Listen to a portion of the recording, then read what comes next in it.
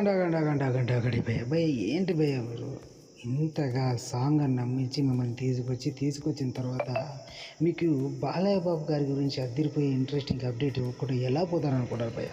అందుకే భయ్య ఈ వీడియోలో బాలయ్య బాబు గారి గురించి మంచి అదిరిపోయే ఇంట్రెస్టింగ్ ఒక అప్డేట్ అయితే మీకు ఇవ్వబోతున్నాను భయ్య. వీడియోని పూర్తిగా చూడండి భయ్య. నచ్చినట్లయితే లైక్ చేసి మన లోడలో ఛానల్ని సబ్స్క్రైబ్ చేయండి భయ్య. ఇంకా అసలు విషయంలోకి వెళ్ళిపోదాం భయ్య. ఎక్కువసేపు సోదదు భయ్య. విషయం ఏంటంటే భయ్య, బాలయ్య బాబు గారు ఇప్పుడు వరుసగా 3 హిట్లు కొట్టిన తర్వాత మంచి ఫామ్లో ఉన్నాడు.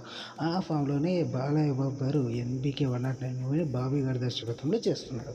సో ఈ మూవీ కూడా పక్కా హిట్ అనేసి అయితే చాలామంది అనుకుంటున్నారు. సో ఇది పక్కా హిట్. అదే హిట్ ఫార్ములను ఇప్పుడు రాజకీయాల్లో కూడా పెడుతున్నాడు భయ్య బాలయ్య బాబు గారు.